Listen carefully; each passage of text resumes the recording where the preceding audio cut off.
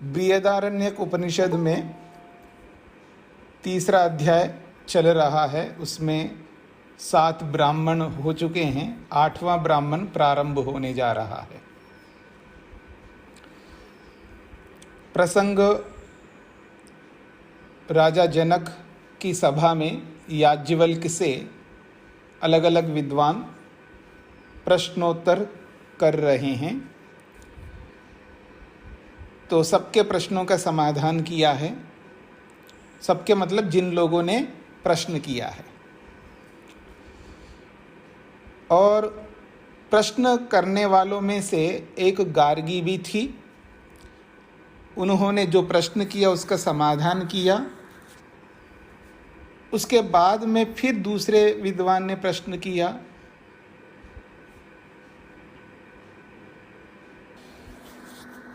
हाँ जी, मेरे यहाँ पर इलेक्ट्रिसिटी नहीं है तो थोड़ा व्यवधान होता रहेगा। तो प्रसंग चल रहा है, राजा जनक की सभा में याज्ञवल्क्य के साथ में अनेक विद्वानों ने प्रश्न किया है। उनमें से एक गार्गी भी थी। उन्होंने प्रश्न किया, उसका उत्तर पाकर के वो भी शांत होकर के बैठ गई। उसके बाद और प्रश्न किया जा रहा था। अब वापस गार्गी ने देखा कि ये तो पता नहीं कब तक चलेगा, बहुत लंबा चलेगा। तो एक काम करते हैं कि इसको यहीं पर समाप्त कर देते हैं। इस उद्देश्य को मन में रखते हुए वो खड़ी हो गई। थोड़ा रुकिएगा।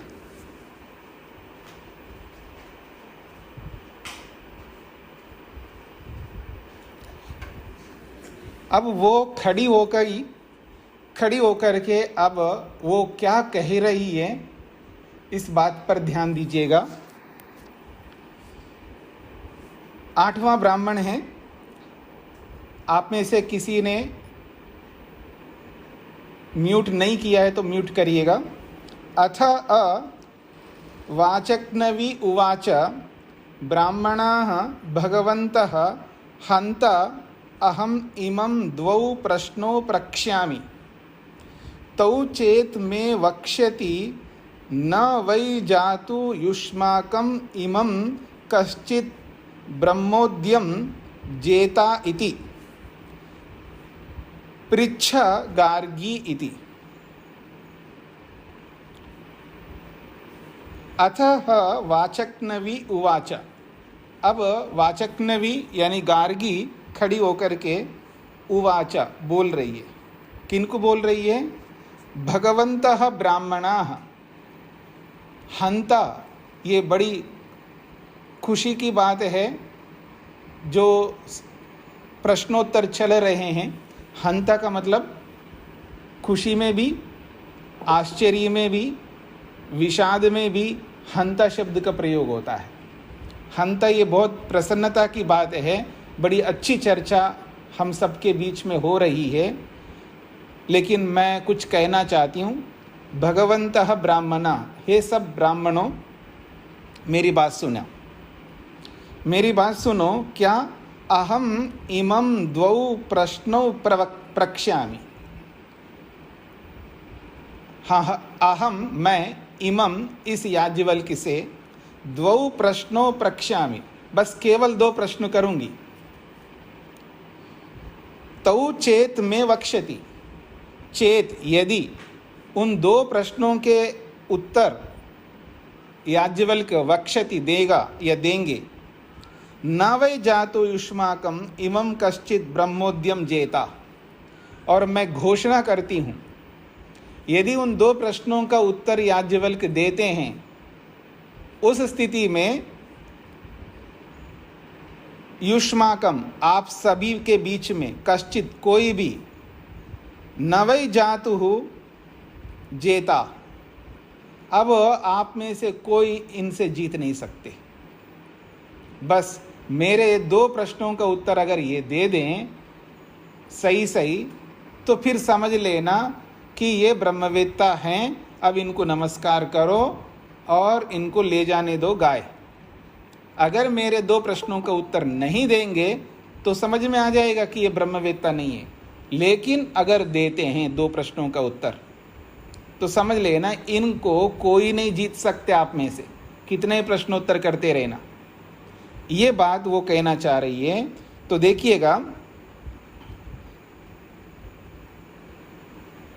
अहम इमं द्वौ प्रश्नों प्रक्ष्यामि, बड़ा सरल संस्कृत, जो भी सामान्य संस्कृत भी जानते हैं ना उनको भी समझ में आएगा ये। अहम, मैं, इमं, इस याज्ञवल्क से, द्वौ प्रश्नों, 2 प्रश्नों को, प्रक्ष्यामि, पूछूंगी, तौ चेत में वक्ष्यति, तौ उन 2 प्रश्नों को, चेत यदि, में मेरे समक्ष, वक्ष्यति वो उत्तर देंगे, उस स्थिति में, ना करते हैं निषेध में, वह निश्चित रूप से, जातु ये निषेध को और परिपक्व करने के लिए जातु शब्द का प्रयोग होता है।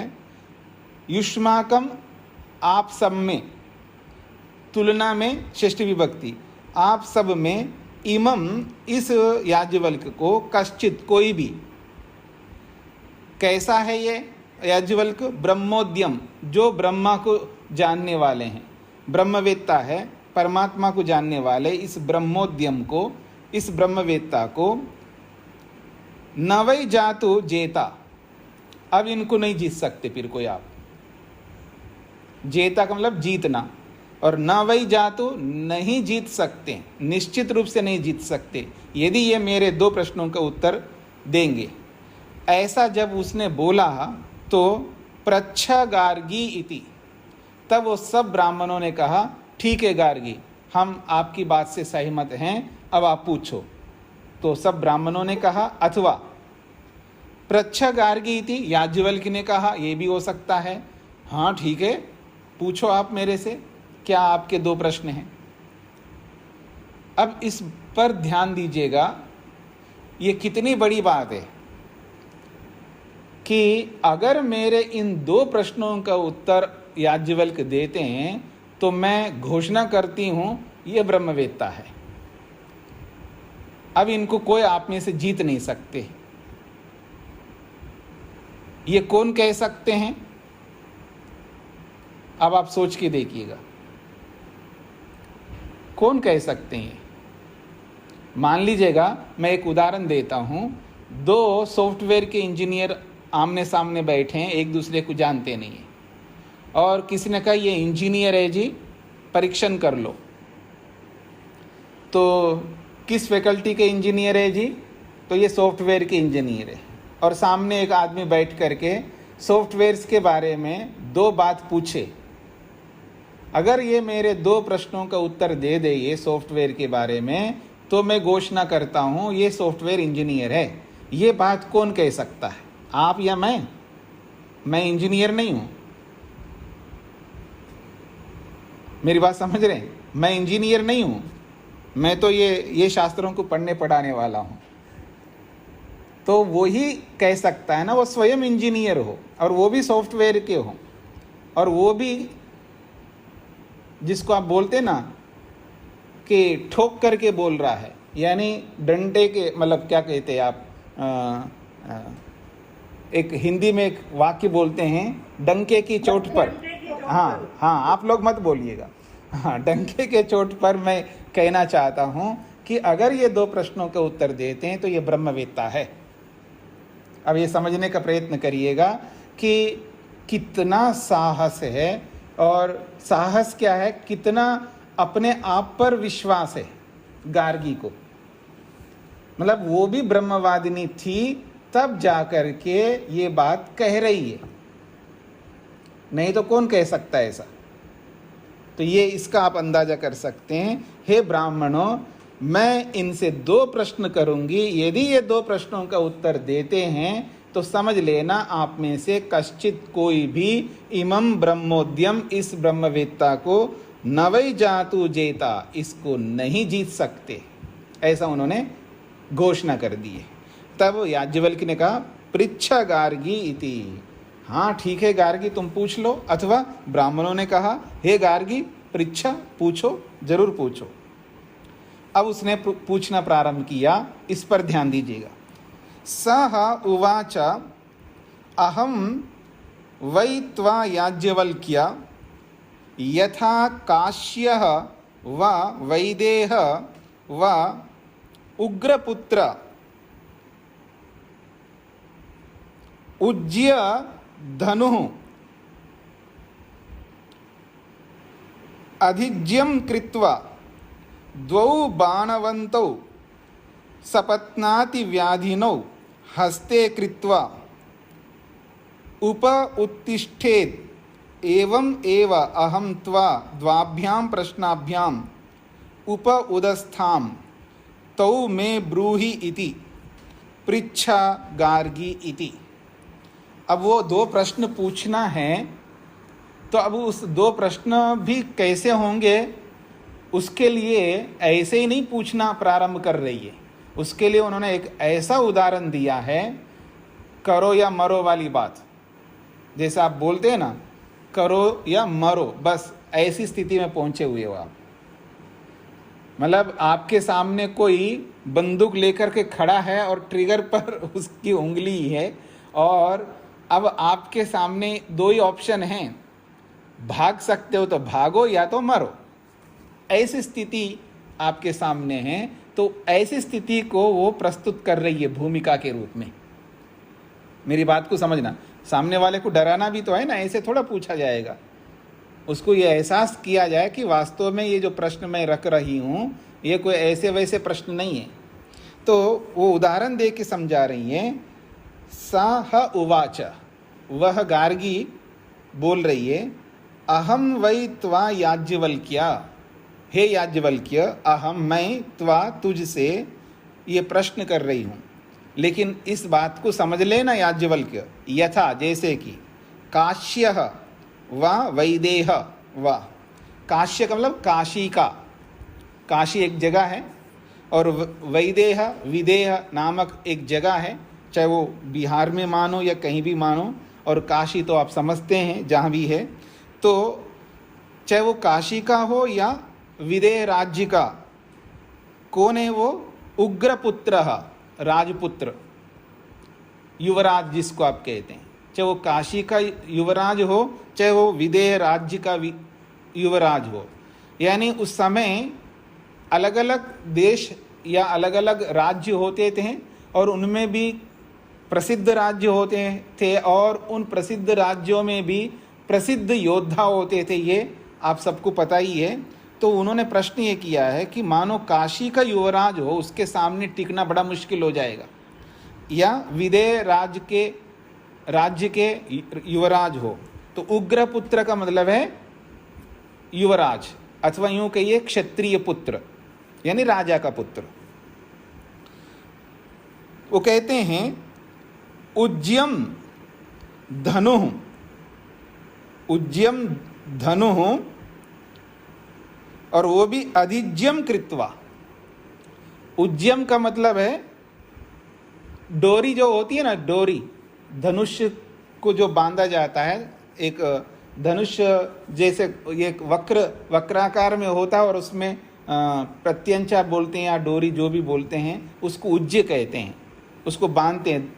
तो कहते हैं उज्ज्यम धनु, तो डोरी रहित धनुष उसके हाथ में है, पर वो क्या करता है? अधिज्यम कृत्वा, और डोरी बांध देता है, प्रत्यंचा उसको बांध देता है। और दो बाणवंतौ, और दो बाण उसके पास हाथ में हैं। दो बाणवंतौ, दो बाणों वाला है, उसके पास में ज़्यादा बाण नहीं है, दो ही बाण हैं। पर वो कैसे हैं बाण? कहते हैं सपत्नाति व्याधिनौ, सपत्न कहते हैं शत्रु को, और व्याधिनों का मतलब है शत्रु को बेधने वाले बाण। यानी ऐसे बाण जिसको आप बोलते हैं ना ब्रह्मास्त्र, और अलग अलग बड़े बड़े अस्त्र होते हैं ना, जो उसको कमान से निकले, इसका मतलब वो बस शत्रु को मार डालेंगे, उससे कोई बच नहीं सकते। तो पहले जो जैसे महाभारत में अलग अलग अस्त्र आपने सुना है, ब्रह्मास्त्र, वो अस्त्र, ये अस्त्र, ऐसे बड़े बड़े, जैसे आजकल के मिसाइल हों मान लीजिएगा। तो तो ऐसे बाण हैं दो उसके हाथ में जो कि सपत्न व्याधिनो, सपत्न यानी शत्रु को, व्याधिनो का मतलब बींधने वाले, शत्रु को बींधने वाले, शत्रु को समाप्त करने वाले जो दो बाण हैं, हस्ते कृत्वा, हाथ में लिए हुए, तैयार, उपतिष्ठेत, वो तैयार खड़ा है शत्रुओं के सामने, वो मतलब शत्रुओं को घेर करके हाथ में दो बाण ऐसे बाण लिए हैं मानो वो ब्रह्मास्त्र की तरह हैं, और वो शत्रु को मार गिराने में सुनिश्चित 100% ओके है, वो बच नहीं सकते। ऐसे बाणों को लेकर के खड़ा हो वो कौन? उग्रपुत्र। तो कहते हैं एवं एव अहम, देखिए गार्गी क्या बोल रही है, एवं एव, ठीक उसी प्रकार से, अहम, मैं, त्वा द्वाभ्याम प्रश्नाभ्याम उप उदस्थाम, वैसे ही उस उग्र पुत्र के समान मैं भी ऐसे बाण रूपी प्रश्नों को, वो भी दो प्रश्नों को लेकर के आपके सामने खड़ी हूं, समझ लेना याज्ञवल्क्य। हाँ, जैसे वो उग्र पुत्र, वो जो युवराज है, ऐसे बाणों को लेकर के खड़ा हो शत्रु के सामने, अब वो शत्रु बच नहीं सकते, ठीक वैसे ही दो प्रश्नों को लेकर के मैं आपके सामने खड़ी हूं। तो कहते हैं एवं एव अहम, ठीक उसी प्रकार से अहम, मैं, त्वा, आपके सामने, द्वाभ्याम प्रश्नाभ्याम, दो प्रश्नों को लिए हुए, उप उदस्थाम, यानी आपके सामने उदस्थाम खड़ी हूं। तौ में ब्रूहि इति, उन दो प्रश्नों का उत्तर आप मुझे बताओ, ऐसा उसने कहा। तब पृच्छ गार्गी इति, याज्ञवल्क्य कहते हैं वो कोई डरने वाले नहीं थे, वो कह पृच्छ गार्गी, हाँ जरूर पूछो, ऐसा वो कह रहे हैं। अब आगे बढ़ते हैं, क्या पूछती है वो। सह उवाच यद ऊर्ध्वं याज्ञवल्क्य दिवः यद अवाक् पृथिव्याः यद अंतरा द्यावा पृथिवी हिमे यद भूतं च भवच्च भविष्यच्च इति आचक्षते कस्मिन् तद ओतं च प्रोतं च इति। देखिए क्या प्रश्न कर रही है, समझने का प्रयत्न करिएगा। सह उवाच, वो गार्गी बोल रही है, याज्ञवल्क्य, हे याज्ञवल्क्य, दिवः यद ऊर्ध्वम, द्युलोक से ऊपर, दिवः द्युलोक से, ऊर्ध्वम ऊपर, द्युलोक से ऊपर, फिर कहा यद पृथिव्या अवाक, और पृथ्वी के नीचे, द्युलोक के ऊपर ऊपर और पृथ्वी के नीचे नीचे, फिर कहा यद अंतरा द्यावा पृथ्वी इमे, इमे ये जो दो द्युलोक और पृथ्वीलोक है, इन दोनों के अंतरा बीच में जो कुछ भी है, बात को समझने का प्रयत्न करना कि द्युलोक और पृथ्वीलोक के बीच में जो कुछ भी है, इस सब को, और द्युलोक से भी परे और पृथ्वी से भी नीचे जो कुछ भी है, वो क्या हो सकता है? यद भूतम, जो भूतकाल का जो कुछ भी है, भूतकाल में जो कुछ भी रहा है उन सबको, यच्च भवत, और जो वर्तमान, भवत का मतलब है जो वर्तमान में विराजमान है, और भविष्यत, और भविष्यत काल में जो भी होगा उसको, तो भूत को, वर्तमान को, भविष्यत को, जो द्युलोक और पृथ्वीलोक के बीच में जो कुछ भी है, और द्युलोक से ऊपर, द्युलोक से भी परे जिसको आप कहते हैं ना लोक लोकांतर, और पृथ्वी के भी नीचे और कहीं भी, मतलब हर कोई ऐसा स्थान, ऐसा स्पेस खाली नहीं रखना, समस्त ब्रह्मांड को एक प्रकार से समेट रही है।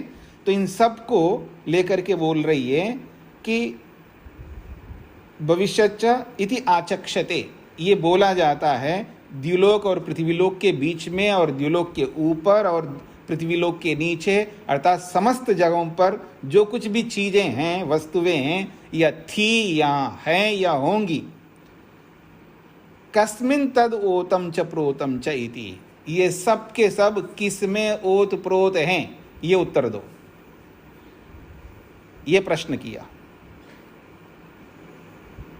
प्रश्न आपको समझ में आ गया है। संपूर्ण ब्रह्मांड को एक प्रकार से समेट रही है। ये पूरा का पूरा ब्रह्मांड किसमें ओतप्रोत है, ये प्रश्न किया।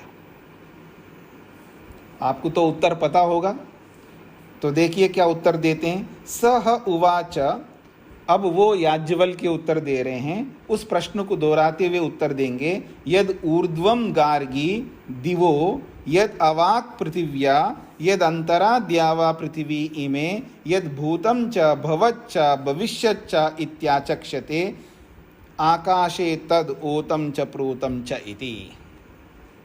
वो कहते हैं सह उवाच, वो याज्ञवल्क कह रहे हैं, हे गार्गी, दिवः यद ऊर्ध्वम, द्युलोक से भी ऊपर, पृथिव्या यद अवाक, पृथ्वीलोक के भी नीचे, यद अंतरा द्यावा पृथ्वी इमे, और ये दोनों द्युलोक और पृथ्वीलोक के अंतरा बीच में जो कुछ भी है वो सब कुछ, यद भूतम, भूतकाल में जो कुछ रहा, यच्च भवत, और जो वर्तमान में जो कुछ भी है, भविष्यत, और भविष्यत काल में जो कुछ भी होगा, तो ये भूत वर्तमान भविष्यत के रूप में इति आचक्षते, ये जो भी बोला जाता है, त्रिकालों में रहने वाली जो भी वस्तुएं, ये सब के सब तद आकाशे ओतं च प्रोतं च इति, ये सब के सब आकाश में ओत प्रोत है गार्गी, ये मेरा उत्तर है, सुन लो। ऐसा उन्होंने उत्तर दे दिया है।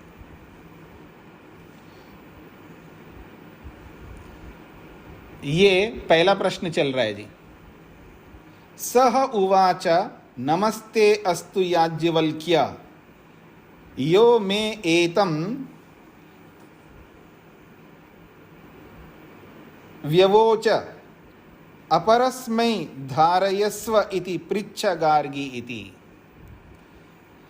तो देखिए, सह उवाच, वो गार्गी बोल रही है, नमस्ते अस्तु याज्ञवल्क्य, हे याज्ञवल्क्य नमस्ते। देखिए, नमस्कार कर रही है, प्रणाम कर रही है। हे याज्ञवल्क्य नमस्ते अस्तु, आपको नमस्कार हो। यो में यह में एतम व्यवोच, जो मेरे इस प्रश्न का आपने व्यवोचा उत्तर दिया है, और सटीक उत्तर दिया है, यथार्थ उत्तर दिया है।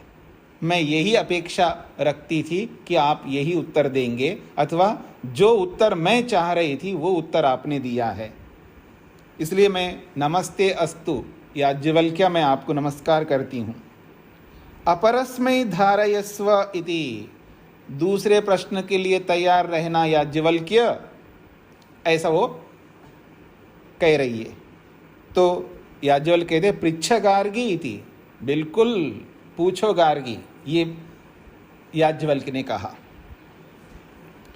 तो सह उवाच, फिर वो बोलने लगी, यद ऊर्ध्वम याज्ञवल्क्य दिवो यद अवाक् पृथिव्या यद अंतरा द्यावा पृथिवी इमे यद भूतं च भवच्च भविष्यच्च इत्याचक्षते कस्मिन् तद ओतं च प्रोतं च इति। वो प्रश्न कर रही है, सह उवाच, वो याज्ञवल्क्य से गार्गी बोल रही है, हे याज्ञवल्क्य, दिवः यद ऊर्ध्वम, द्युलोक से ऊपर, पृथिव्या यद अवाक्, पृथ्वीलोक के नीचे, द्यावा पृथ्वी इमे यद अंतरा, द्युलोक और पृथ्वीलोक के बीच में जो कुछ भी है, और यद भूतम, जो भूतकाल का, भवच्च, जो वर्तमान काल का, भविष्यच्च, और जो भविष्य में होने वाला, तो तीनों कालों में होने वाला, इति आचक्षते, ऐसा जो बोला जाता है, कस्मिन् तद ओतं च प्रोतं च इति, वो सब किसमें ओत प्रोत है, ऐसा प्रश्न किया है। आपको क्या समझ में आ रहा है? ये दूसरा प्रश्न है, यह पहला ही प्रश्न है। तो ये पहला ही प्रश्न है, सेम वैसा का वैसा प्रश्न कर रही है। जैसा पहले प्रश्न में किया है, दोबारा भी वैसा का वैसा प्रश्न किया है, वही सारे शब्द हैं, कोई अंतर नहीं है। सह उवाचा, फिर याज्ञवल्क्य उत्तर देते हैं, यद ऊर्ध्वं गार्गी दिवो यद अवाक् पृथिव्या यद अंतरा द्यावा पृथिवी इमे यद भूतं च भवच्च भविष्यच्च इत्याचक्षते आकाश एव तद ओतं च प्रोतं च इति कस्मिन्नु खलु आकाश ओतश्च प्रोतश्च इति। तो उत्तर भी उन्होंने यही दिया है, हे गार्गी सुनो मेरे उत्तर को, द्युलोक से जो ऊपर है, पृथ्वीलोक के जो नीचे है, द्युलोक और पृथ्वीलोक के बीच में जो कुछ भी है, जो भूतकाल का है, जो वर्तमान काल का है, जो भविष्य में होने वाला है, ऐसा जो बोला जाता है, ये सब के सब हे गार्गी आकाश में ही ओतप्रोत है। दोबारा भी वही उत्तर दे दिया।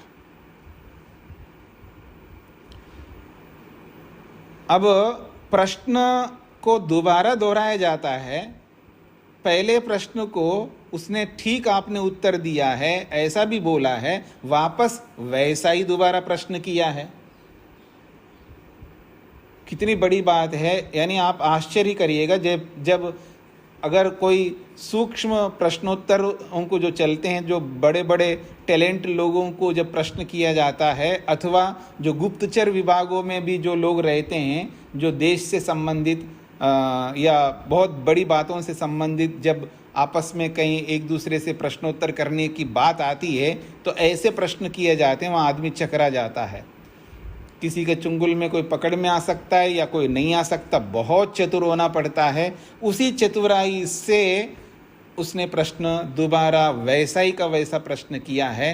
तो क्या उत्तर देते हैं याज्ञवल्क्य, ऐसा सोच करके तो फिर उत्तर वही वापस दे दिया है। जैसा प्रश्न था वैसे उत्तर दे दिया। बिल्कुल कोई घबराने वाली कोई बात नहीं है, न पूछने में कोई संदेह हो रहा है, पूछने वाली भी बिल्कुल सटीक पूछ रही है और उत्तर देने वाला भी सटीक उत्तर दे रहा है, ऐसा समझ लीजिएगा। तब वो कहती है, ठीक है आपने आकाश को बोला है, तो हे याज्ञवल्क्य ये बात बताइए, कस्मिन्नु खलु आकाश ओतश्च प्रोतश्च इति। फिर वो प्रश्न करती है, अच्छा फिर ये बताइए कि आकाश किस में ओत प्रोत है। सह उवाच एतद् वै तदक्षरं गार्गी, एतद् वै तदक्षरं गार्गी ब्राह्मण अभिवदन्ति। ये वो उत्तर दे रहे हैं, एतद् वै तदक्षरम गार्गी, हे गार्गी ये वो अक्षर है जिसमें वो आकाश भी ओत प्रोत है। और ये केवल मैं ही नहीं कह रहा हूँ, ब्राह्मणाः अभिवदन्ति, समस्त ब्रह्मवेत्ता लोग बोलते हैं। मेरा ही क्या कहना, ब्राह्मणा का मतलब यहाँ ब्राह्मण नहीं है, ब्रह्मवेत्ता लोग, ब्राह्मणा अभिवदन्ति। ब्रह्मवेत्ता को, योगी को भी ब्राह्मण शब्द से बोला जाता है। समझ में ना आए तो योग दर्शन पढ़िएगा। योग दर्शन में महर्षि वेदव्यास ने ब्रह्मवेत्ता को, योगी को ब्राह्मण शब्द से भी बोलते हैं, संबोधन करते हैं। तो ब्राह्मण शब्द के बहुत सारे अर्थ हैं। तो ब्राह्मण अभिवदन्ति, ब्रह्मवेत्ता लोग, ब्रह्म को जानने वाले लोग, वो कहते हैं, केवल मैं ही कह रहा हूँ ऐसा नहीं है। वो कौन है जिसमें आकाश भी ओतप्रोत है, अक्षरम वै तद, वो अक्षर है, ऐसा उन्होंने उत्तर दिया है। अब वो केवल अक्षर बोल करके समाप्त नहीं कर रहे, वो अक्षर की विशेषताएं बताई जा रही है, वो अक्षर कैसा है, इन विशेषताओं पर हमें ध्यान देना है। वो कहते हैं वो अक्षर कैसा है, एक्सप्लेन कर रहे हैं। अस्थूलम, वो स्थूल नहीं है वो अक्षर। स्थूल किसको कहते हैं, अपने सामने आप रख लीजिए कुछ ऐसी चीज़ें, जैसे कि आप आम रखिएगा, आजकल आम खा रहे होंगे आप लोग, तो आम से बड़ा कौन है, आम से स्थूल बेल पत्थर समझते होंगे। बेल, बड़े बड़े बेल पत्थर होते हैं, आम से बड़ा बेल है। बेल से बड़ा कूष्मांडू यानी पेठा जिसको आप कहते हैं, पेठा, वो उससे बड़ा होता है। उससे बड़ा मकान आपका होगा, उससे बड़ा आप पर्वत होगा, उससे बड़ा धरती होगी, उससे बड़ी, ऐसे आप बढ़ते जाइए बढ़ते। ये है, इनको कहते हैं स्थूल पदार्थ।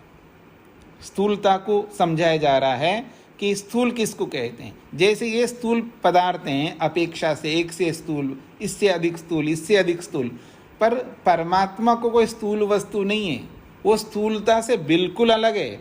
इसलिए कह रहे हैं अस्थूलम, वो स्थूल नहीं है। स्थूल किसे कहते हैं मैंने आपके सामने बता दिया, इनको स्थूल कहते हैं, पर वो स्थूल पदार्थ नहीं है। अगली बात बोली जा रही है अननु, अणु और अननु, वो अणु स्वरूप भी नहीं है। अणु का मतलब होता है सूक्ष्म, और अननु का मतलब है सूक्ष्म भी नहीं है वो। हाँ, अब सूक्ष्म क्या होता है आप समझ लीजिए, सूक्ष्मता को भी आप समझ सकते हैं। आप जानते हैं चने, जानते बिल्कुल चने, और एक देशी चना बोलते हैं आप, और एक काबुली चना बोलते हैं आप। काबुल से आते होंगे, अथवा उसका नाम पड़ गया काबुल में पैदा होते होंगे, अब सब जगह पैदा होते हैं, वो अलग बात है। तो देशी चना, फिर काबुली चना, फिर उसके बाद आप बढ़ाते जाओ तो स्थूल हो जाएंगे। अब देशी चने से भी छोटा सा कोई रखो आप सामने, ठीक है। तो जौ होता है ना, जो नहीं, बाजरा होता है ना, बाजरा, वो देशी चने से भी छोटा होता है बाजरा, और उस बाजरे से भी नीचे और ले आते रहिए। राई ले लीजिएगा, फिर आप बरगद का जो फल आते हैं ना, उसमें जो बीज होते हैं बहुत छोटे छोटे होते हैं, राई से भी छोटे होते हैं, फिर उससे भी छोटी वस्तु को सामने रखिएगा। ये सूक्ष्मता, ये अणुस्वरूप। तो उससे छोटा, इसी को अपेक्षा से सूक्ष्मता की ओर, अणु की ओर जाएंगे आप। जैसे ये अणुपण है इनमें, वो अणुस्वरूप भी नहीं है, न तो वो स्थूल है ना अणुस्वरूप है, यानी सूक्ष्म है। हरस्सु कहते हैं, हरस्सु समझते हैं आप, तो कहते हैं अहरस्व, वो अरस्सु भी नहीं है। और फिर कहा अदीर्घम, वो दीर्घ भी नहीं है।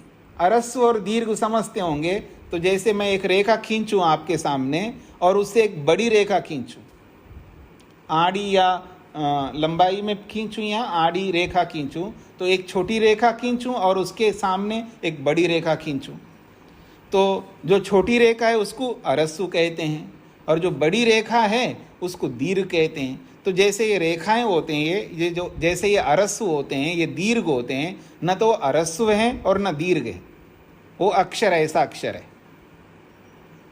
फिर कहा अलोहितम, लोहित कहते हैं जैसे रक्त का कलर होता है ना, उसको कहते हैं, मतलब खून का जो कलर है, ब्लड का जो कलर होता है, उसको लोहित कहते हैं। अलोहितम, वो लोहित स्वरूप भी नहीं है, मतलब उसके अंदर ऐसा कोई रंग, कलर, इस तरह का कोई कलर ही नहीं है। अलोहितम। अस्नेहम, स्नेहम कहते हैं स्निग्धपन, जैसे घी में और तेल में स्निग्धता होती है ना, जैसे पानी में भी स्निग्धता है, तो जो तरल पदार्थ होते हैं उसमें स्निग्धता होती है, तो जो स्निग्धता होती है वो स्निग्धपन भी उसमें नहीं है, अक्षर में, वो अस्निग्ध है। फिर कहा अच्छायम, जैसे मनुष्य की भी छाया होती है, मकान की भी होती है, वृक्ष की भी होती है, पहाड़ की भी होती है, नदी की, मतलब कोई ऐसी वस्तु आप जो ब्रह्मांड में देखिएगा, हर वस्तु की कोई ना कोई छाया होती है, तो उसमें छाया नहीं होती है, इसलिए कहा अच्छायम, छाया रहित है। अतमः, तम कहते हैं अंधकार को, अविद्या को, तो वो तम रहित है, उसमें तम नहीं है। फिर कहा अवायु, जैसे वायु होती है बहने वाली, ऐसी वायु के रूप में भी नहीं है, अवायु है। अनाकाशम, जो आकाश है, जो स्पेस जिसको आप बोलते हैं आकाश, वो आकाश भी नहीं है, अनाकाशम। फिर कहा असंगम, ये बड़ी बात कही, असंगम। संग कहते हैं जैसे बहुत सारे पदार्थों को मिलाकर के इकट्ठा कर दो, जैसे आटे को गूंद करके लोंदा बना करके एक रोटी बना दो, या मिट्टी को इकट्ठा करके लोंदा बना करके एक घड़ा बना दो। ऐसे ही बहुत सारी जो रुई है, कॉटन है, उसको इकट्ठा करके धागे बना करके एक वस्त्र बना दो। तो ये जो वस्त्र है, घड़ा है, और ये रोटी है, ये सब जो है संघात कहलाते हैं। संघ का मतलब है बहुत सारे अवयवों का झुंड इकट्ठा मिले हुए हैं, गुल मिल गए एक प्रकार से, ऐसा लगता है, इसको संघ कहते हैं। तो कहते हैं असंगम, वो संघ भी नहीं है, वो संघात वस्तु नहीं है। ऐसे अनेक अवयवों को मिला करके बना दिया वो भगवान को या अक्षर को, ऐसा असंग है, वो संग रहित है। अरसम, उसमें रस भी नहीं है। अगंधम, उसमें गंध भी नहीं है। अचक्षुष्कम, उसमें नेत्र भी नहीं है, आंखें नहीं है उसके। अश्रोत्रम, उसके कान भी नहीं है।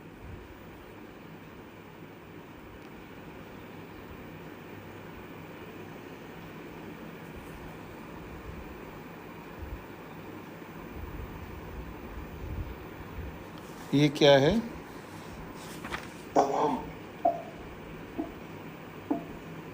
अवाक, अच्छा, हाँ जी, अवाग। अवाक का मतलब है वाक। हाँ, आप मत बोलिएगा, मैं देख रहा हूँ।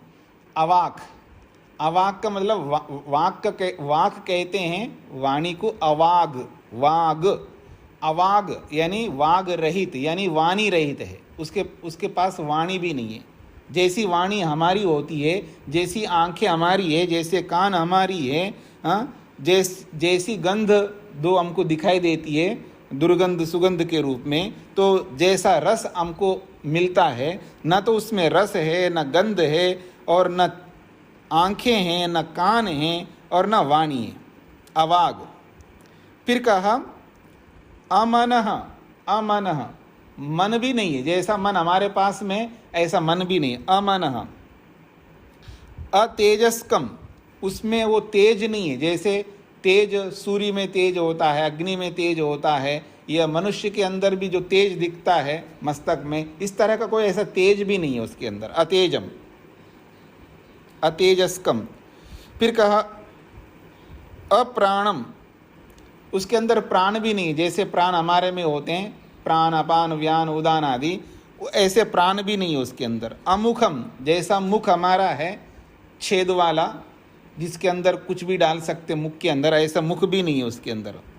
अमात्रम, उसकी मात्रा भी नहीं। मात्रा कहते हैं जैसे नापने वाला, मात्रा जो है, जिसको नाप तोल करने वाला जो होता है ना साधन, जिसको कहते हैं प्रमाण, हम प्रमाण कहते हैं नापने वाले को। जैसे तराजू है, जैसे जो भी हमने नापने के जितने भी साधन बनाए हैं, ऐसे वो उससे नापा भी नहीं जा सकता।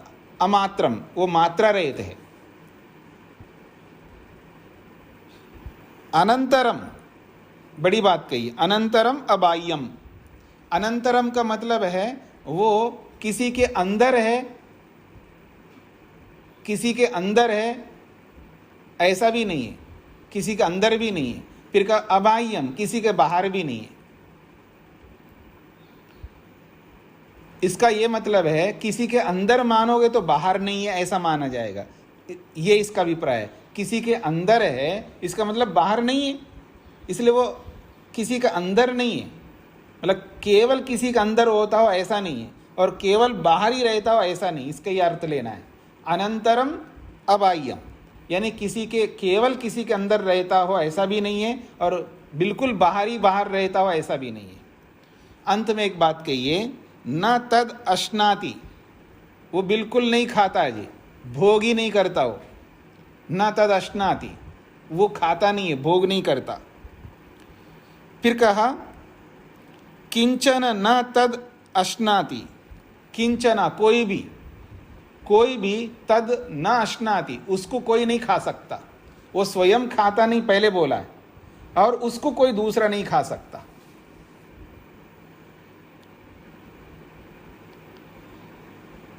तो कहते हैं तद न अश्नाति किंचन कुछ भी, किंचना कुछ भी वो खा नहीं सकता, किसी चीज को लेकर के उसको खा जाए ऐसा किसी को वो कुछ खा नहीं सकता।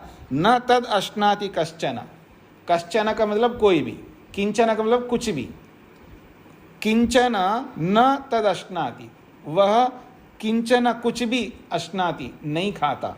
और फिर कहा न तद अश्नाति कश्चन, कश्चन कोई भी व्यक्ति उसको खा नहीं सकते। तो आप मैं कोई भी परमात्मा को खा नहीं सकते। आप ये समझते हो कि परमात्मा का आनंद हम लेते हैं, नहीं ले सकते हैं आप क्या है, कोई नहीं ले सकता। योगी हो, भोगी हो, जब दुनिया का कोई भी आत्मा हो, भगवान में से कुछ भी आप निकाल नहीं सकते। भगवान में से क्या, मुझ में से भी कुछ नहीं निकाल सकते आप, आत्मा से भी कुछ नहीं निकाल सकते, और भगवान में से तो क्या निकालेंगे। तो उस भगवान जैसा वैसा रहेगा, इसलिए कहते हैं अखंड एक रस रहता है। ये समझना इतना आसान नहीं है, बोल दिया यहाँ पर, इन बातों को समझना बहुत मुश्किल है। ये वही समझ सकता है जो परमात्मा को जानता है, ये समझ लीजिएगा। तो ये जो शब्दों से तो आप कुछ भी समझ लो, उसका कोई अर्थ नहीं है। आप क्या, मैं क्या, कोई भी दुनिया का आदमी, शब्दों से कुछ भी हम समझ लें, जब तक व्यवहार से उन शब्दों को व्यवहार में नहीं लाते हैं, तब तक हमारा समझना ना समझना एक जैसा ही है। तो ये जो बातें यहाँ पर कही गई है, बहुत विशिष्ट बात कही है कि वो अक्षर कैसा अक्षर है, तो वो ऐसा अक्षर है जी। हाँ, भगवान का आप आनंद लेंगे ना मुक्ति में, लेना, कुछ नहीं ले सकते हैं। ये तात्विक यथार्थता है। अब आप संकट में पड़ जाएंगे जब भगवान का आनंद ले ही नहीं सकते, फिर इतना मेहनत क्यों करें जी, वैसे ही ठीक है ना हम लोग, वैसे बिल्कुल ठीक नहीं आप। हाँ देखो, माताओं समझने का प्रयत्न करना, ये मेरे आंखों का तारा है ना, आपका बेटा बेटी जो कोई भी, वो कुछ भी ना करे ना, निठल्ले रहें, कुछ ना काम करे, तो भी वो आपके सामने हैं, आपको हर्ट नहीं कर रहे हैं, आपको मारपीट गोली से उड़ा नहीं रहे हैं, आपको कोई चोट नहीं पहुंचा रहे, लेकिन निठल्ले हैं, मेहनत नहीं करते, और आपके सामने से कहीं जा नहीं रहे हैं, आपकी आंखों के सामने रहते हैं, क्योंकि वो आपके आंखों का तारा है। तो आप उसको देख देख करके खुश रहते हैं आप। हाँ याद रखना, वो कुछ नहीं करते हैं आपके लिए, पर देख देख करके खुश रहते हैं। बस मुक्ति में हो या समाधि में हो, भगवान को हम दूर से ही देख देख करके खुश रहेंगे, उसी से हमें खुशी मिलती है, यूँ समझ लेना। कौन है आप में से जो म्यूट करके नहीं रखते हैं? तो देखिएगा ये स्थिति है। तो अब किसी कुछ पूछना हो तो पूछ सकते हैं यहाँ पर।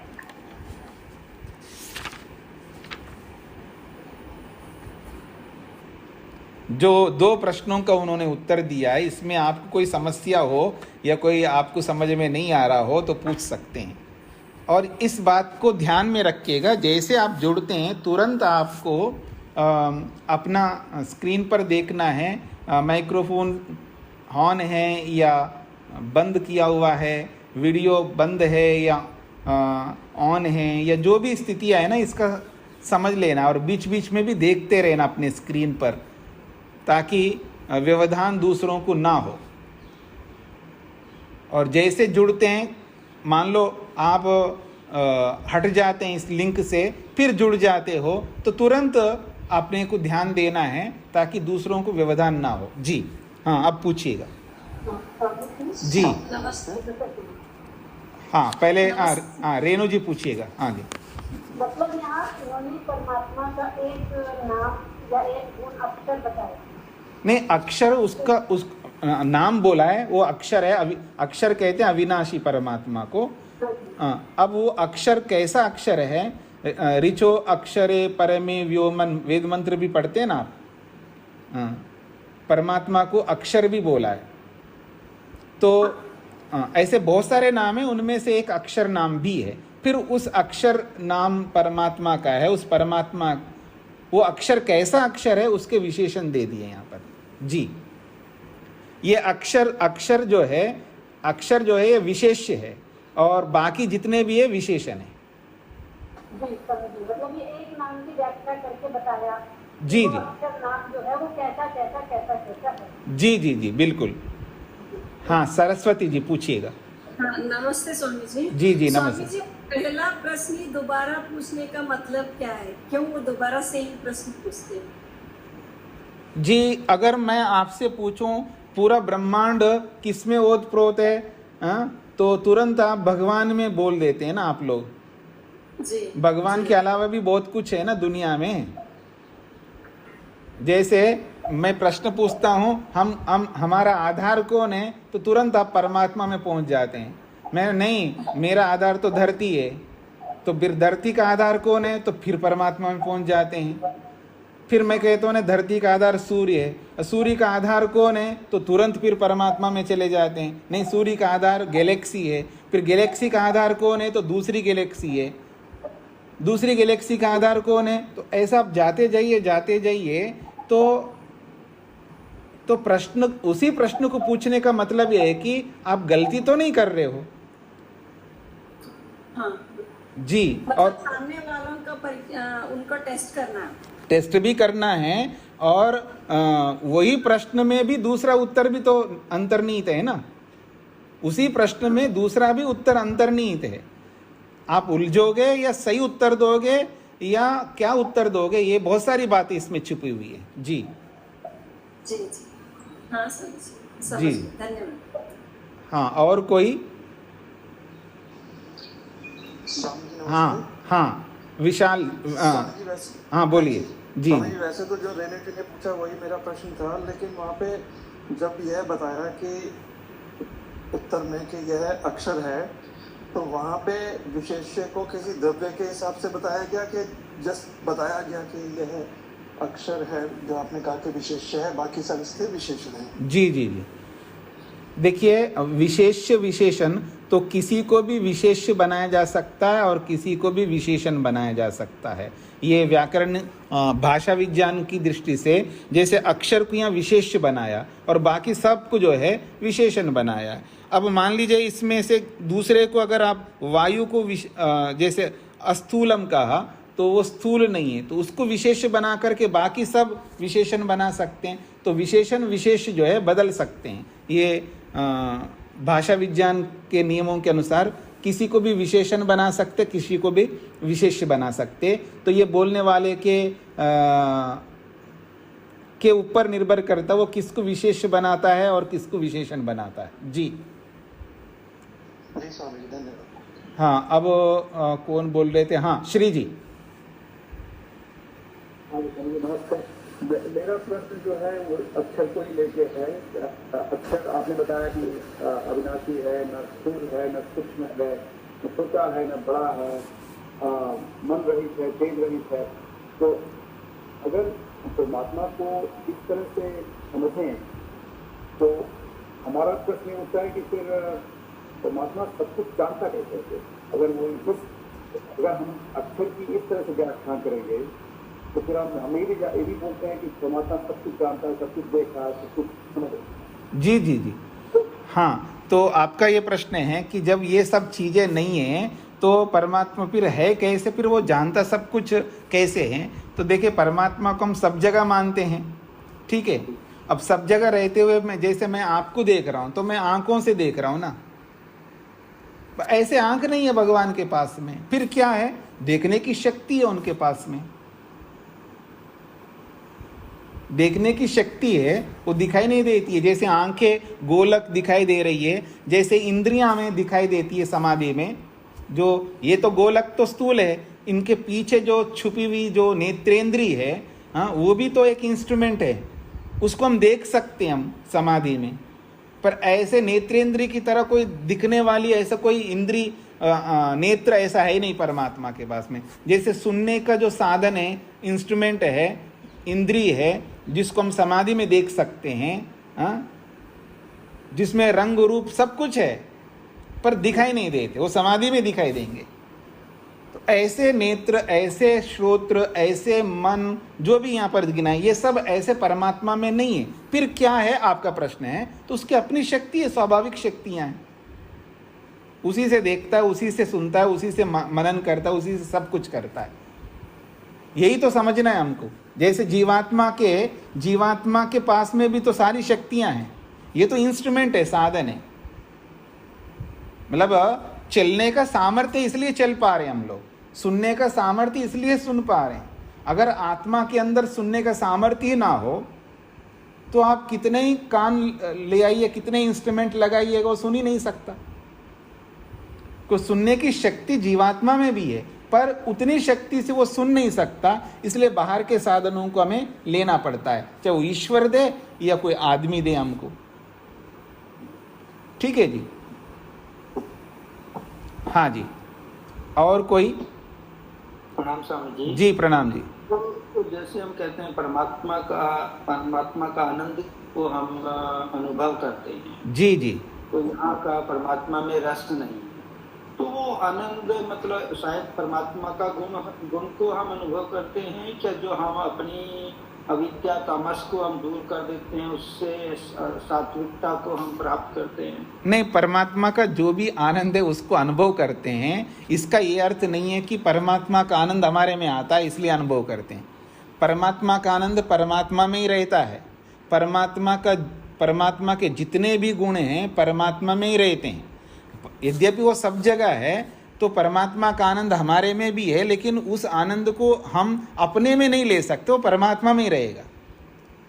पर हम उसको अनुभव कैसे करते हैं, तो मैंने उत्तर दिया था, जैसे हमारे बीच में वो है ना योगेश जी, स्वीट हाउस चलाते हैं, उनके स्वीट हाउस में एक बार हम सब लोग जाते हैं, ठीक है जी, और जाकर के खड़े रहते, खरीदना नहीं है, और उनसे कहेंगे आपको हमें खिलाना भी नहीं है, आपसे हम खरीदेंगे नहीं, बस खड़े खड़े देखते हैं आपकी मिठाइयाँ, तो बस देखते रहेंगे, देख करके खुश होंगे।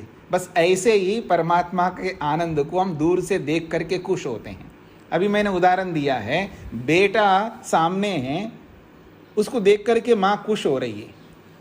कम से कम आंखों के सामने दूर चला जाए तो बड़ा मुश्किल है, उसको दुख होता है, इसलिए वो दूर करना नहीं चाहती है बेटे को बेटी को, जिसको भी। जो अपना व्यक्ति होता है ना, उसको हम अपने से दूर रखना नहीं चाहते हैं, अपने सामने ही रहे, चाहे वो अमेरिका में भी रहे तो भी हमारे सामने रहे, उसको फेस टाइम के माध्यम से देखूं, उससे बात करूं, लेकिन इतना दूर चला जाए ना उसको देख सकते ना उससे बात कर सकते, तब बड़ा दुख होगा आदमी को। ठीक है जी, तो बस ऐसी स्थिति परमात्मा की रहेगी कि परमात्मा का आनंद लेने का मतलब है कि परमात्मा हमारे में भी परमात्मा है या हम परमात्मा में हैं, लेकिन उसको फील कर सकते, हाँ मेरे में है भगवान, बस इतना ही फील कर सकते। ऐसे ही मेरे में भगवान का आनंद भी है, बस उसको फील कर सकते, हाँ है, ये है, उसके अस्तित्व को अनुभव करना है, उसका अस्तित्व उसी के पास रहेगा, चाहे वो आनंद का अस्तित्व हो, चाहे वो ज्ञान का अस्तित्व हो, चाहे भगवान के जो भी गुण हैं वो भगवान में ही रहेंगे। इसलिए तो अखंड एक रस कहलाता है ना, अखंड है, उसमें खंडित नहीं हो सकता, उसमें से कुछ बाहर निकल सकता है ना उसमें प्रवेश हो सकता, वो जैसा वैसा ही रहता है, बस उसको हम ज्ञान पूर्वक निकटता से जैसे को वैसा ही हम अनुभव करते हैं, इसी से हमको दुख नहीं होता है। यही हमारी अनुकूलता है, यही सुख है हमारे लिए, उसका आनंद उसी के पास रहेगा जी। यही तो हमें समझना है, यही विद्या है। इस विद्या को जिसको समझ में आता है ना, बस वो समझ लीजिएगा, वो ईश्वर को जान लेता है। वो ये जो विद्या, ये जो गुण बताए गए हैं, इनको प्रैक्टिकल क्रियात्मक रूप से देखो। आप में से कौन है? माता शकुंतला जी, आपका म्यूट नहीं है, आप बार बार देखते रहिए अपने स्क्रीन को। अभी भी कोई है आप में से कोई जिनका म्यूट मतलब माइक्रोफोन ऑन है? तो देखिए, इन गुणों को जब क्रिया के रूप में जब हम अनुभव करते हैं, जैसे दर्द तो शरीर में होता है, कटना पिटना है या शरीर में जो भी स्वेलिंग आ रहा है, जो कुछ भी शरीर में होता है, जैसे आजकल क्या बोलते हैं, वैक्सीन ले रहे हैं ना लोग, कुछ लोगों को फीवर आ जाता है, कुछ लोगों को फीवर तो नहीं आ रहा है लेकिन पूरे शरीर में दर्द होते हैं, वीकनेस आ जाता है, वो सब फील करता है आत्मा, लेकिन वो सब कुछ हो रहा है शरीर में रहते हैं, वो दर्द हो चाहे वो जो कुछ भी है, वो सब शरीर में है। आत्मा के अंदर प्रवेश कुछ नहीं कर रहा है, लेकिन फिर भी अनुभव कर रहा है, क्योंकि पास में है, शरीर के अंदर ही है वो, इसलिए वो अनुभव संपर्क है आत्मा के साथ। तो ठीक इसी प्रकार परमात्मा का संपर्क नहीं आज हमारे पास में है, फिर भी हमारा संपर्क नहीं है। और समाधि से संपर्क हो जाता है। जैसे दर्द के साथ हमारा संपर्क है, वैसे ही समाधि में परमात्मा का हमारे साथ संपर्क हो जाता है। बस तब हम अनुभव करने लगते हैं, हाँ परमात्मा ऐसा है। बस यही आनंद है। ऐसा आनंद मिलना भी बहुत मुश्किल है। हाँ, वो आता नहीं हमारे पास में, लेकिन ये भी अनुभव हो जाए ना कि हाँ, मैं जैसे दर्द को हम फील करते हैं अपने शरीर में, ठीक है ना, दूसरे के शरीर में कितना ही दर्द हो रहा है, वो कितना ही व्याख्यान करे जी ऐसा दर्द हो रहा है, वैसा दर्द आ रहा है, बस आप शब्द प्रमाण के माध्यम से समझ लेंगे। लेकिन ये जो फीलिंग है ना, प्रैक्टिकल प्रत्यक्ष फीलिंग, वो आपको जब होगा वो दर्द तो ही फील करोगे। दूसरे का दर्द आप कितना ही आपको समझा जाए, आप नहीं फील कर पाओगे। तो वो परमात्मा जो हमारे अंदर विराजमान है, या ये कहूँ हम उस परमात्मा में विराजमान हैं, लेकिन संपर्क नहीं हमारा, वो संपर्क बंद है। वो हमारे अपने शुद्ध व्यवहार से, समाधि से ही वो संपर्क हमारा हो जाएगा, फिर हम अनुभव करेंगे। जी शेखर जी। जी स्वामी जी, धन्यवाद जी। तो इसमें स्वामी जी फिर आगे परमात्मा अभी ऐसा नहीं है, ऐसा नहीं है, ऐसा नहीं है, ये बताया जी। तो आगे ये भी बताते हैं क्या ऐसा है क्या? वो भी बहुत बार बता चुके हैं, बस वो तो बहुत बात बता चुके हैं, आगे भी शायद बताएंगे, आगे भी बताएंगे। जी जी जी जी स्वामी जी जी, धन्यवाद जी। जी जी। हाँ जी, और किसी? हाँ जी, नमस्ते जी। स्वामी जी, फिर इस दृष्टि से देखें तो आत्मा तो एक शुद्ध तत्व है जी, उसमें कुछ भी आता जाता है जी। तो फिर परमात्मा उसके अंदर कैसे माने हम? हाँ, तो देखिए, अंदर जब एक सिद्धांत को हम स्वीकार करते हैं, वो सर्वव्यापक है। सर्वव्यापक तभी हो सकता हमारे अंदर है। तो कोई ऐसा गुण होता है जिसको समझना बड़ा मुश्किल होता है, जैसे वो अनंत है, क्योंकि हमारा दिमाग उसी को पकड़ पा रहा है जो हमने सुन रखा है, जो समझ रखा है, जो बार बार हमारे व्यवहार में जो शब्द आते हैं, जिनको हम देखते हैं, चाहे पुस्तकों के रूप में, अध्यापकों के माध्यम से, या टीवी या रेडियो के माध्यम से, या जो भी हम लोग अनुभव करते हैं शब्दों से, तो बार बार वो शब्द हमारे में बैठ जाते हैं। उन्हीं शब्दों को सुन करके हमको समझ में आ रहा है, ऐसा लगता है। और जो शब्द हमारे लिए अपरिचित है, जिनका हम व्यवहार नहीं करते हैं, बाकी शब्दों का व्यवहार करते हैं हम लोग, अनंत तत्व को लेकर के कोई व्यवहार नहीं करते हैं, ठीक है ना, अंदर बाहर को लेकर के कोई ऐसा व्यवहार नहीं करते हैं, सर्वव्यापकत्व को लेकर के कोई ऐसा व्यवहार, ठीक है, बोलने को आपने बोल दिया, मैंने बोल दिया, ये प्रवचनों में सुन लिए, इतने तक सीमित रहते हैं ना, उसको व्यवहार में वैसा नहीं करते जैसा और चीज़ों को लेकर के करते हैं। इसलिए वो एकदम हमारे दिमाग में नहीं बैठते हैं वो सारे शब्द, उसको बार बार सुनना है। इसलिए तो पीछे अपने स्वाध्याय को कभी नहीं छोड़ना चाहिए। पीछे बोला था ना, स्वाध्याय करते जाएंगे, तब तक स्वाध्याय करना पड़ता है जब तक बोध नहीं होता है। उसकी सीमा यही है, जब तक हमको बोध नहीं होता है तब तक स्वाध्याय करना, और बोध होने के बाद में भी स्वाध्याय करना, ताकि वो बोध को हम फिर छोड़ ना दें। जैसे आजकल जो एडवर्टाइजमेंट आते हैं ना, आपने पता नहीं कब से आप सुनते हुए आ रहे हैं, रिन साबुन हो या जो भी ऐसी कुछ चीज़ें, मतलब 50 साल से सुनते हुए हम आ रहे हैं, फिर भी आज सुन रहे हैं और आगे भी सुनते जाएंगे। और हम, हो सकता हम वही यूज़ करते हो, फिर भी हमको क्यों सुनना पड़ता है? वो इसलिए कि जिसको आप यूज़ में ला रहे हो उसी को यूज़ में लाते रहना, छोड़ना नहीं। तो पकड़े हुए को पकड़े रखने के लिए, रखवाने के लिए भी वो हमको वैसा करना पड़ता है, और जो छोड़े तो उसको छोड़े रखने के लिए भी करना पड़ता है। तो इसलिए जब तक हम रहेंगे तब तक यही काम करते रहना, तब जाकर के वो दिमाग में बैठ जाता है। तो ये जो अंदर बाहर है, व्यापक है, ये सारे गुण आसान नहीं इतना समझना। यही तो ईश्वर का दर्शन इसी से होगा। जब इसको समझने लग जाते हैं तो ईश्वर का दर्शन होने लग जाएगा। वो स्टेज हमारा आएगा जब हम अपने आप को पवित्र करेंगे, जो भी ये नियम बताए हैं इनका पालन करते जाएंगे। जिस दिन ऐसी स्थिति आएगी और हमारा जो ज्ञान का स्तर है, क्रियात्मक वाला ज्ञान का स्तर, वो उस लेवल तक पहुंच जाए, तो हमको एकदम समझ में आ जाएगा। जो आज जिन चीज़ों को हमको एकदम समझ में आता है, वो इसलिए समझ में आता है, उनको हमने क्रिया के रूप में पता नहीं कितने बार अनुभव किया है, तो इसलिए उसमें कोई हमें संशय नहीं हो रहा होता है। संशय उसमें हो रहा होता है जिनको हमने अनुभव नहीं किया, ना उसको उस तरह का संस्कार उनका बनाया, ना उसका उतना उसकी आवृत्ति की हमने, तो इसको थोड़ा समय लगेगा जी, लेकिन समझ में आ जाएगा हमको। क्योंकि जो वस्तु स्थान नहीं घेरती है वो सब जगह रह सकती है, ये बात बुद्धि में बिठाने के लिए टाइम लगेगा जी। तो इसको यहीं पर विराम देते हैं।